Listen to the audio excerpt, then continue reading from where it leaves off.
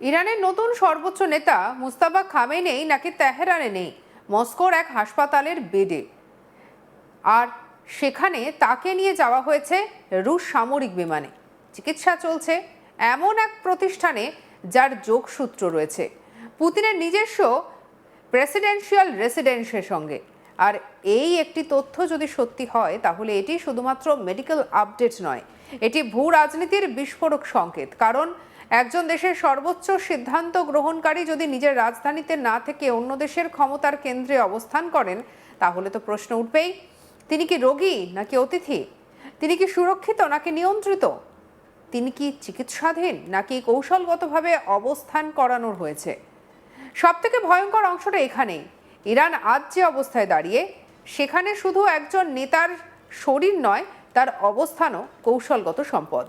কারণ বহু বছর ধরে ইরান নিজেদের সামরিক কাঠামো গড়ে তুলেছিল একটি ধারণাকে সামনে রেখে, ওপর থেকে বোমা পড়লেও রাষ্ট্র থেমে যাবে না, কেন্দ্র ধ্বংস হলেও পরিধি কাজ করবে, রাজধানী কাঁপলেও কমান্ড কাঠামো বেঁচে থাকবে। আর এই ধারণার নাম মোজাইক ডক্ট্রিন, অর্থাৎ গোটা রাষ্ট্রযন্ত্রকে এমনভাবে ভাগ করে দেওয়া যাতে একটি অংশ উড়ে গেলেও অন্য অংশ স্বাধীনভাবে লড়াই চালিয়ে যেতে পারবে। ৩১টি কমান্ড, ৩১টি কার্যকর শক্তি কেন্দ্র, প্রত্যেকে প্রয়োজন হলে আলাদা আলাদা করে অপারেট করতে সক্ষম।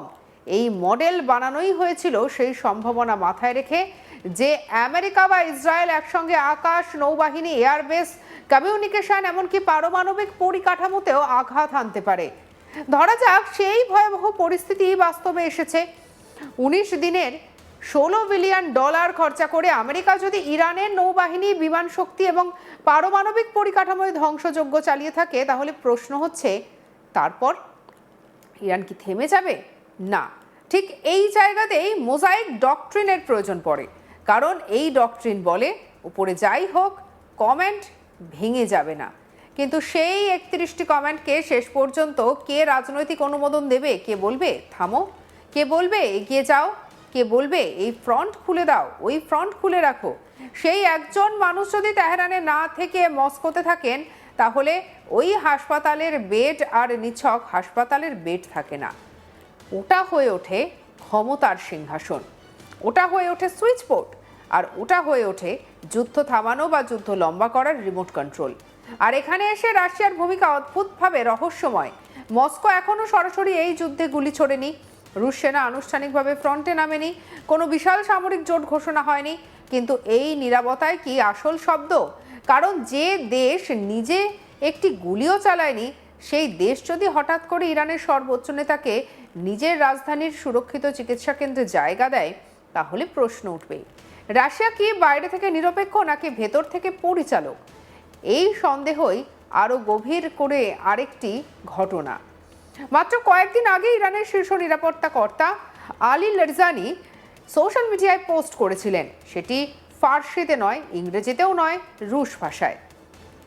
আর মাত্র ৬০ সেকেন্ড পরে চীনা ভাষায়। এই ঘটনাকে হালকাভাবে নিলে ভুল হবে। ভাষা কখনো শুধু ভাষা নয়, ভাষা অনেক সময় বার্তা পৌঁছে দেওয়ার দরজা। প্রশ্ন হলো, কেন রুশ, কেন চীনা, কেন নিজের দেশের ভাষা নয়? এর মানে কি তিনি সাধারণ জনগণের সঙ্গে কথা বলছিলেন না? তিনি কি নির্দিষ্ট শক্তি কেন্দ্রকে সিগন্যাল দিচ্ছিলেন?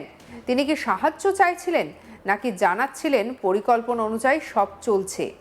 আর তার ঠিক পরে যদি তাকে হত্যা করা হয়ে থাকে, তাহলে সন্দেহের মাত্রা আরও বেড়ে যায়। কারণ একটি যুদ্ধের মাঝখানে শীর্ষ নিরাপত্তা কর্তাকে জানে শেষ করার মানে শুধু একজন মানুষকে শেষ করা নয়, এটা কমান্ড চেনে আঘাত, আর এটা তথ্য প্রবাহে আঘাত, এটা বিকল্প কেন্দ্রগুলোকে ভয় দেখানো। আর তারপরেই যদি ক্রেমলিনের মুখপাত্র দিমিত্রি পেসকভ অত্যন্ত কঠোর ভাষায় সেই হত্যার নিন্দা করেন, তাহলে অনেকেই বলছেন রাশিয়া কি শুধু মিত্রের মৃত্যুতেই শোক জানায়, নাকি নিজের দাবার ঘুঁটি সরিয়ে দেওয়ার জন্য রাগ দেখালো? এখানে ষড়যন্ত্রের সব থেকে অস্বস্তিকর লাইনটা হলো, এই রাশিয়া হয়তো যুদ্ধ চায় না, কিন্তু যুদ্ধের ফল চায়। আর সেই ফলের নাম টাকা, নগদ তেল, গ্যাস, বাজার, প্রভাব, কূটনৈতিক ঋণ, সব একসঙ্গে। কারণ যতদিন হরমুজ প্রণালী বন্ধ থাকবে, ততদিনই ইরানের তেল পশ্চিমে যেতে পারে না। ইরানের জাহাজ, ইরানের রপ্তানি, ইরানের সামুদ্রিক বাণিজ্য সব চাপে পড়ে। কিন্তু রাশিয়া তার তেল হরমুজের ওপর নির্ভরশীল নয়, পাইপলাইনে যেতে পারে, আর্কটিক রুট দিয়ে যেতে পারে, অন্য সমুদ্রের পথ সেই রুট দিয়ে যেতে পারে। অর্থাৎ মধ্যপ্রাচ্যের অস্থিরতায় ইরানের রক্ত ঝরে, আর বাজারে দাম বাড়লে রাশিয়ার কোষাগারে টাকা ঢোকে। যুদ্ধক্ষেত্রে ইরানের ক্ষতবিক্ষত, বাজার ক্ষেত্রে রাশিয়া লাভবান। আর এই সমীকরণটা যত ভেবে দেখবেন ততই শরীর ঠান্ডা হয়ে যাবে। খবর বলছে এই সপ্তাহতেই 7টি রুশ ট্যাঙ্কার চীনের দিকে যাচ্ছিল, পরে দক্ষিণ চীন সাগরের দিকে বদলে ভারতের দিকে রওনা দেয়। কিন্তু কেন? কারণ আমেরিকা নাকি ভারতকে রুশ তেল কেনার অনুমতি দিয়েছে। এখানেই রাজনীতির চূড়ান্ত ব্যঙ্গ যে আমেরিকা 1 বছর ধরে রাশিয়ার ওপর নিষেধাজ্ঞা চাপিয়েছে, ভারতকে মস্কো থেকে দূরে থাকার উপদেশ দিয়েছে। আর সেই আমেরিকায় হঠাৎ নিজের যুদ্ধের অভিঘাতে ভারতের জন্য দরজা খুলে দিল। অর্থাৎ ট্রাম্পের যুদ্ধ নাকি ট্রাম্পেরই পুরনো নীতিকে 2 সপ্তাহে উল্টে দিল। এটা কি শুধুই কৌশলগত বাধ্যবাধকতা, নাকি যুদ্ধের অঙ্ক এতটাই বেসামাল হয়ে গিয়েছে যে নীতির ধারে ভারে আর কেউ থাকে না?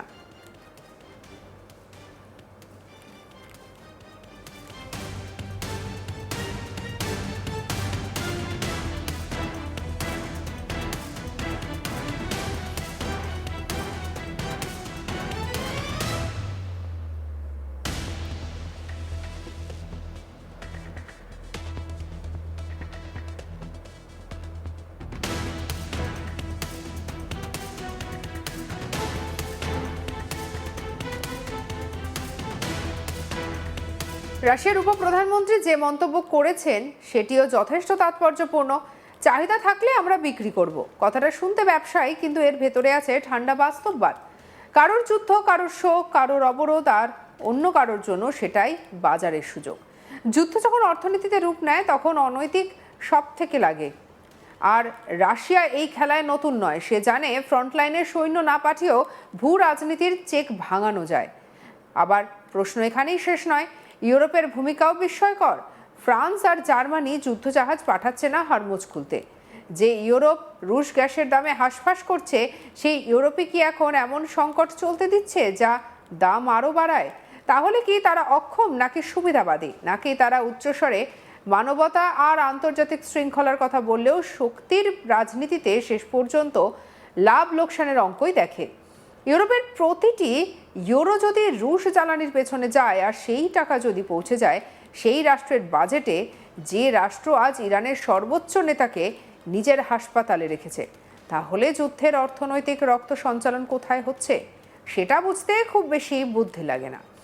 আর এখানে একটা ভয়ঙ্কর সম্ভাবনা সামনে আসছে। ইরান কি আসলে নিজের সার্বভৌম সিদ্ধান্ত নিচ্ছে, নাকি রাশিয়ার নিরাপদ ছাতার নিচে ঠেলে দেওয়া একটি নিয়ন্ত্রিত প্রতিরোধে ঠেলে দেওয়া হয়েছে? প্রশ্ন উঠছে। সাবস্ক্রাইব করুন আজ তাক বাংলাকে আরও আপডেটের জন্য।